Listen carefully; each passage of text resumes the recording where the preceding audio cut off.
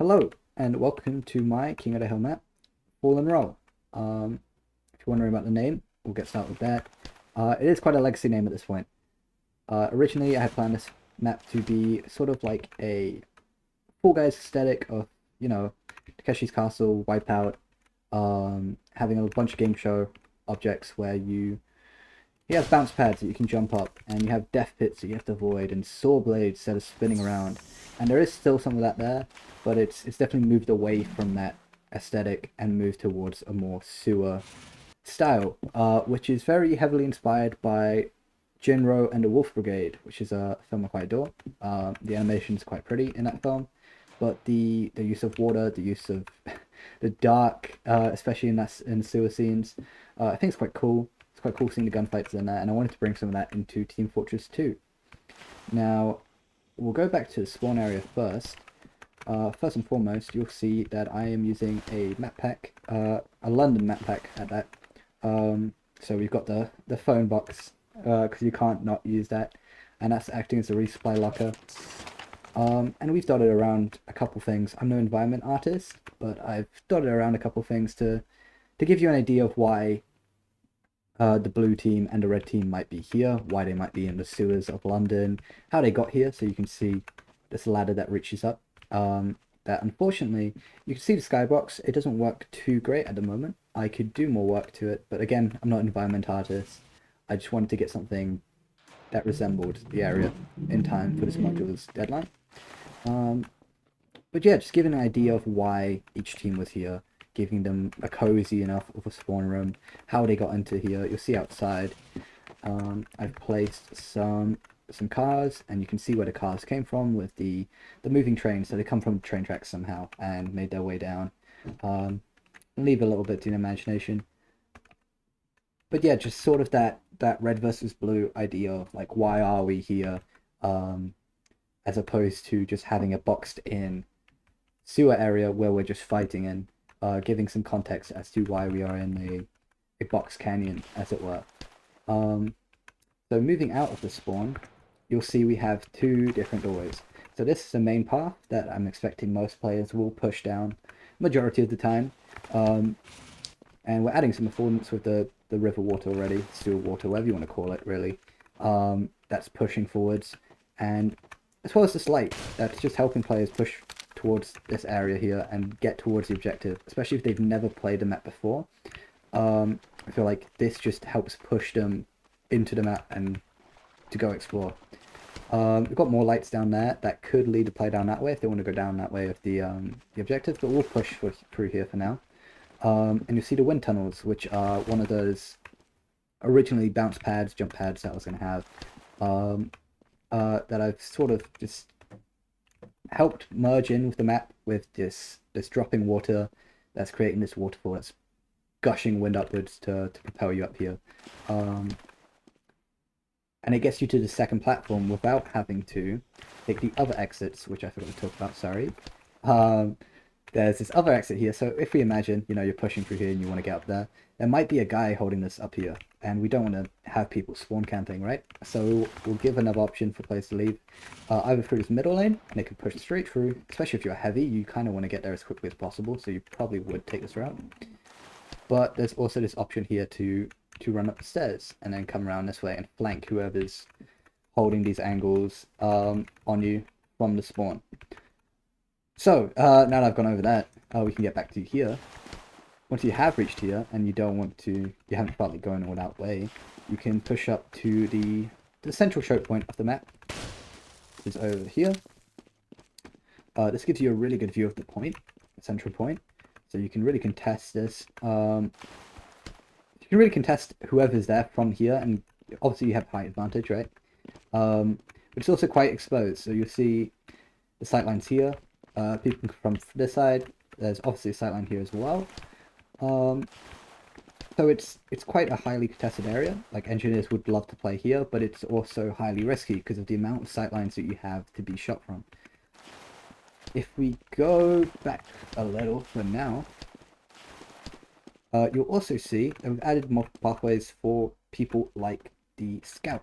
So the scout's got his double jump, so he can very easily jump over to this middle section here, instead of having to come around with everybody else, or jump down if his team's needed here and start playing from here. I've added a lock. You'll see it down here as well. It's quite a spider web. Oh, there you go. It's quite a spider web of interconnecting pathways, but they all sort of lead to the central point in one way or another. And people really did enjoy that. You also see this death pit down here. If you do fall down, you will die. I'm not going to demonstrate it for you right now, but this was great because I am mainly a pyro player, so having things like the boot and be able to boot people off into a cool death pit always seemed like a cool idea to implement. And again, once again, that legacy of the Fall Guys game show aesthetic. And you can do the same up here, especially with people contesting up here in the middle. You might start running them back, and they might, for whatever reason, get to here, and you can boot them.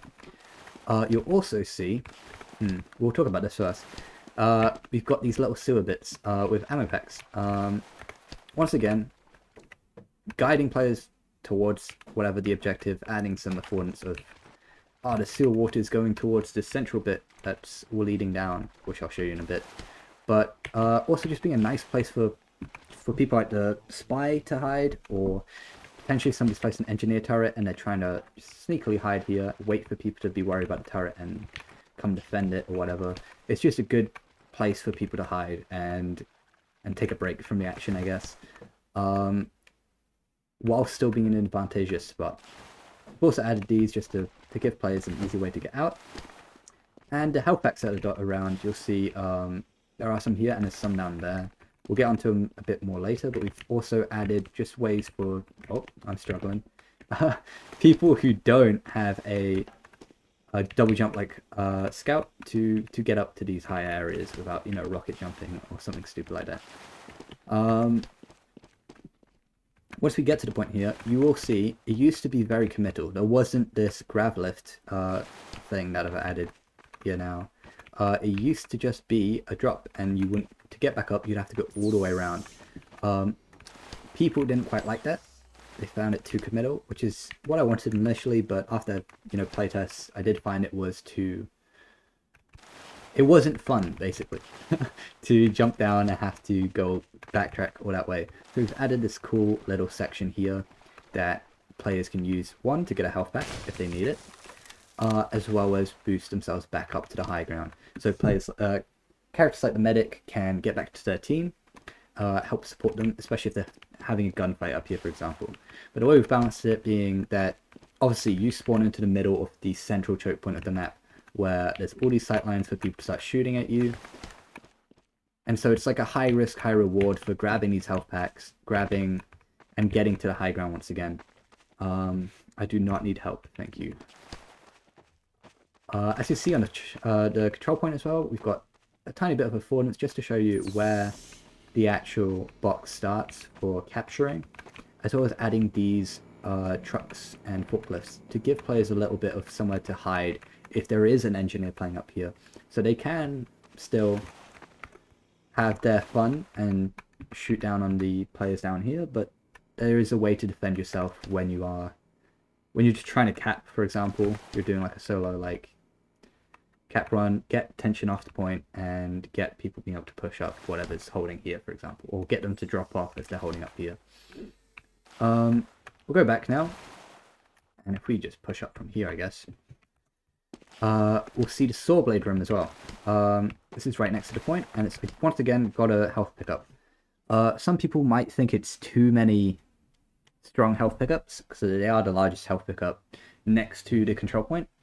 But this was really to incentivize people to run near the saw blades. Once again, that high risk, high reward, the same that we have with the grav lift down here. Of, yeah, I want to grab this, but I'm in danger now of being booted by a demo man or a pyro into the saw blades. We've added, once again, more affordance with the lights, red light, just to really let players know that they are in danger. And this was proper legacy from that game show aesthetic, but we sort of just given it some rhyme and reason with it churning up the sewer water, I guess. And also needing to make some changes here with the way we've added this grate, because originally I did not have a waterfall here. The waterfall ended up being like some people's favorite parts of the map, and it's really cool because as a demo man you can blindly shoot through here and you'll probably get some kills if people are holding the point, right? Which makes for some fun gameplay, especially when you can't see what's through here. But turrets don't have line of sight, right? But it's only on things that have an actual collision. So because this has no collision, there's no way to set it up into Team Fortress 2 for turrets not to just shoot through here and just basically wall hack through the waterfall, which is not any bit fun for anybody on this end. I think we had one playtest where I hadn't fixed this yet, and you'd be like about here, and the turret would still be shooting at you, and it just wasn't fun to play anywhere on the map once a turret could get set up. Sure, it was fun for the engineer that set that up, but not really anybody else.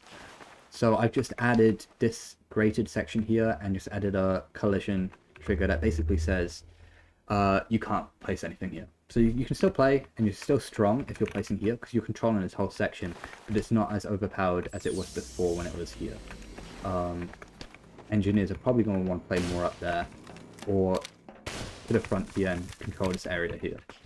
But now there's nothing stopping a pyro or something else just running in and blazing it up as well. What is also cool is the way that Heavy Man plays, Demo Man plays here. It's very easy, because this is what I had planned, again, being a pyro player. For if the Demo Man is just blasting bullets, you can very easily run in and boop him into the saw blades, or just chase him around into this area. So it's quite a good side area. Lets you get health back. It acts as a different way to attack the point, but it's well balanced in the respect that the waterfall isn't making it too easy or too difficult to attack the point. Just having some of that soft cover, which I think is often missing in a lot of PS2 maps. What else do we need to talk about? Well, the waterfall, again, it's sort of, a lot of this is inspired by more older school arena style maps. That's my background, especially with Halo. I'm a big fan. But just having some of those cool central points, people really enjoyed those environmental hazards, and I think it's the main thing people are looking for in this map. In terms of some final things just to go over, we've got more affordance with the pipes, with the big beams that we've got going on here, and everything else. Even like some of these side props you'll see are slightly different, just to provide a little bit more affordance of which side you're going to, so you aren't accidentally running back to the red base to get resupplied in the locker when you're blue team and just finding you die. And in terms of lighting, I've done my best. The ambient lighting has a good job. I think it's very much visible. Nobody complains about it anymore. Like that's first priority when it comes to multiplayer maps, is visibility. But it does still hold that pretty atmosphere, especially in some of these tunneled areas. You can feel that it's a sewer, right? Despite the limitations of what Team Fortress 2 has. And the fog's great. The skybox isn't ideal because it's completely black, and because fog is multiplicative, it can't apply to the skybox. So I'd have to create a custom skybox for this to work better, and potentially that would be something I'd do past this module, making it just slightly, arting it up slightly more. But once again, I am a level designer, not an artist. That's what I'm aspiring to be. So whilst I do take those things into consideration, it's not. It wasn't my top priority for getting this done and handed in, shall we say. But yeah, overall, I think it's turned out to be a good map. It's been very much enjoyable. People have enjoyed. Once again, there's different environmental pieces, even if they weren't intended initially. Especially the waterfall. People love the waterfall, the way it comes down through the grates and then comes through to here. Just like a lot of context to the sewage, and what's usually not a fun game environment use. It's toxic, you know, like it's not necessarily not fun, but like not a pleasant place to be, you know, in real life. We've turned it into quite the fun game environment, thankfully, which I'm glad to say. But yeah, I think that will be about it. We've hit the 15-minute mark now, so quite the long monologue. But hopefully it's been informative to my design decisions when creating this map.